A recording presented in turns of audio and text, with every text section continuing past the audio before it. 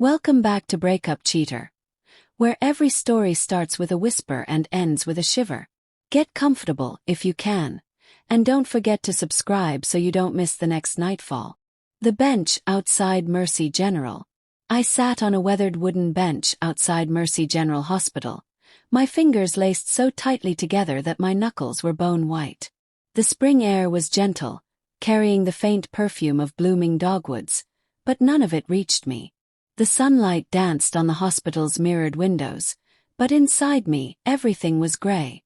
Behind those walls, in the intensive care unit, my husband, Aaron Mitchell, was fighting for his life. And I was powerless.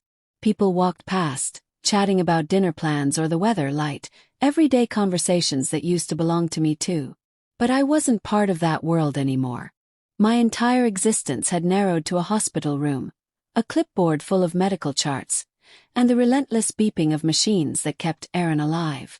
Aaron wasn't the kind of man who slowed down. He could work 12 hours at his carpentry shop, then come home and cook dinner from scratch. He had a smile that could steady you when life felt unsteady, a quiet, grounding kind of warmth. He was my anchor. And now I felt like I was standing in quicksand. 6 months earlier we thought we had decades ahead.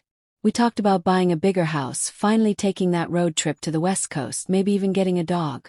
But one evening, Aaron came home pale and drained, brushing it off as just a long day.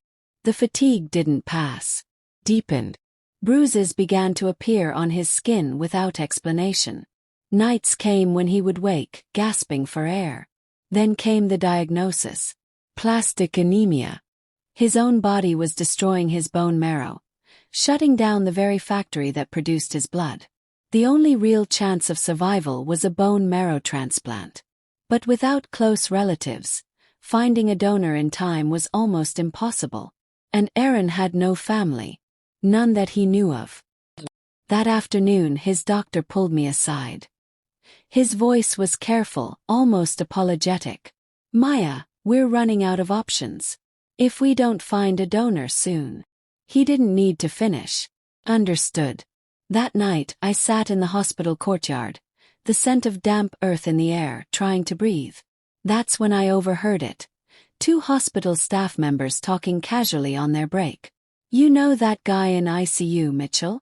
He looks exactly like this guy who lives out in Pine Hollow." It's eerie. My heart stopped. Pine Hollow was a small mountain town 2 hours east. Maybe it was nothing, or maybe, just maybe, Aaron wasn't as alone as he thought. Aaron and I had met long before hospital rooms and transfusion schedules. I was fresh out of my last nursing school exam, and friends had dragged me to a little cafe in downtown Franklin. It wasn't fancy, just brick walls, scuffed wooden floors, and the smell of coffee clinging to the air. Aaron walked in carrying a paper bag from the hardware store, jeans dusty from work. He asked if the seat across from me was taken. We talked for 2 hours about nothing and everything. How he loved building furniture, how I wanted to work in pediatrics, how we both hated olives but loved peach cobbler. 2 years later, under an old oak tree, we said our vows. He cried openly when I walked toward him. We moved into a fixer-upper on the edge of town. Weekends were spent sanding floors, painting walls, and watching fireflies from the porch rocking chair he built for me. The only thing missing was children. Years of trying ended in disappointment.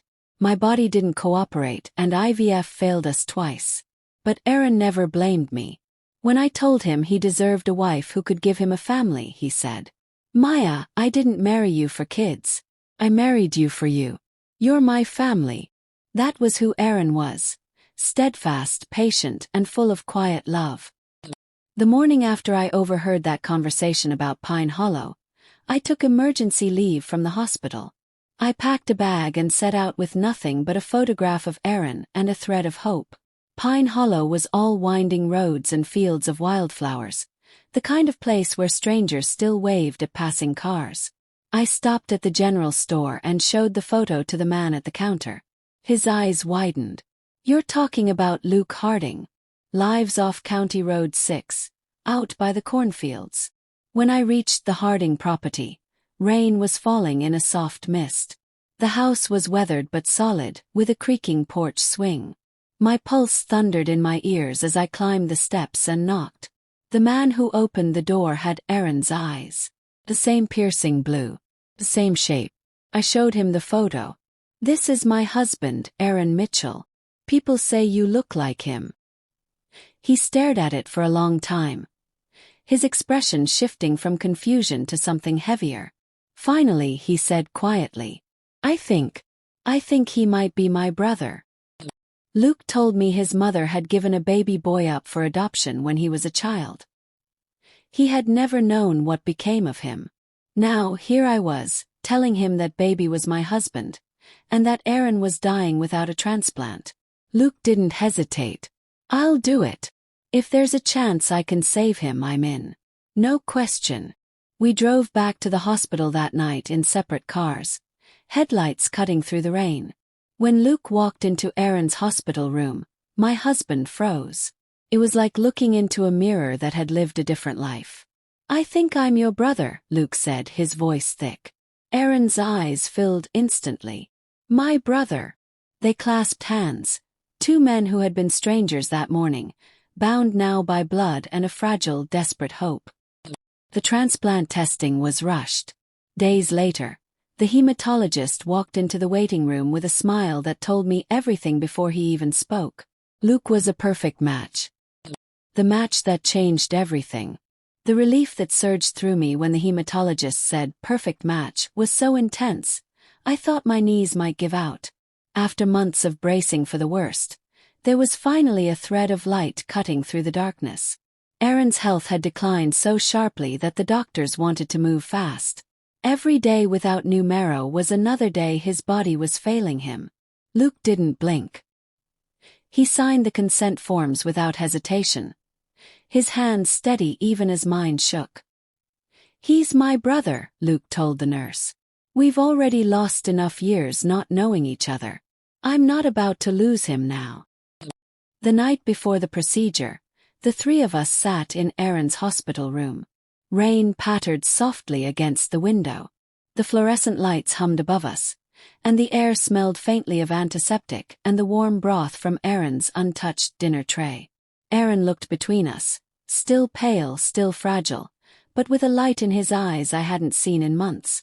"I don't know how to thank you," he told Luke quietly. Luke shook his head. "You don't need to. You just get better. That's thanks enough." There was a pause, then Aaron's voice broke slightly. "I've wondered my whole life if there was someone out there like me. Turns out, you were closer than I thought." Luke leaned forward, clasping his brother's forearm in both hands. "Not close enough. But we'll fix that." The day of the surgery, the hospital wing buzzed with a strange energy that morning. Nurses moved briskly, surgical teams prepped quietly, and I felt like I was standing in the middle of a storm where all the wind was inside me. Luke's donation was first. His bone marrow harvested under anesthesia. It would be filtered, prepped, and transfused into Aaron the same day. I sat in the waiting room watching the clock tick, imagining every step like it was happening in slow motion. When Luke was wheeled back from the procedure, he was pale but smiling weakly. "Tell him I kept my end of the deal," he murmured before drifting back into sleep. Hours later, they began Aaron's transplant. I stood at the foot of his bed as the pale, life-giving fluid dripped slowly into the foreline. It didn't look like much, just a bag of crimson, but I knew what it carried. It was a second chance. It was bloodline and fate and every prayer I'd whispered in the dark. The long wait. Recovery wasn't instant. Never is. The doctors warned us it could take weeks for the new marrow to take hold, for Aaron's body to accept Luke's cells as its own. Every day I watched numbers on lab reports like they were lifelines, the white blood cell count, the hemoglobin levels, searching for signs of a turning tide. There were setbacks. A fever that spiked in the middle of the night. Mouth sores so painful he couldn't eat. A rash that had the doctors worried about graft versus host disease. But through it all, Luke stayed in town. He came to the hospital daily, sitting at Aaron's bedside, telling stories about growing up in Pine Hollow, about fishing in the creek behind his house, about a mutt named Jasper who used to follow him everywhere, about the winter so cold the pond froze solid. Aaron listened, sometimes smiling, sometimes with his eyes closed, as if trying to stitch those missing years into his own life. The day everything shifted. It was a Tuesday morning when the hematologist walked in with a grin he couldn't hide. The counts are climbing.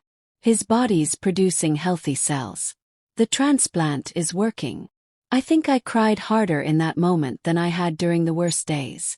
It was the release of weeks, months, of fear, tension, and the silent rehearsing of goodbyes I prayed I'd never have to say.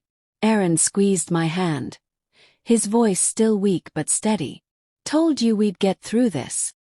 Going home. 6 weeks later, Aaron walked, slowly, carefully, out of Mercy General with me on one side and Luke on the other. The spring air was warmer now, the dogwoods fuller, their petals falling like soft snow. Back at our little wooden house, Aaron lowered himself into the porch rocking chair he'd built years ago. Luke took the one beside him. They rocked in quiet rhythm, brothers catching up on a lifetime they never knew they'd missed. Aaron reached for my hand. You didn't just save my life, Maya. You found my family. I looked at both of them, the resemblance unmistakable now, and felt something deep settle in my chest. It was more than relief. It was gratitude for the cruel twist of fate that had also given us a miracle. From that day forward, the porch was never empty. And the sound of 2 rocking chairs moving in sync became, for me, the sound of life restored. That's tonight's story, but the dark still has more to tell. Subscribe, hit the bell, and join me next time, if you're brave enough.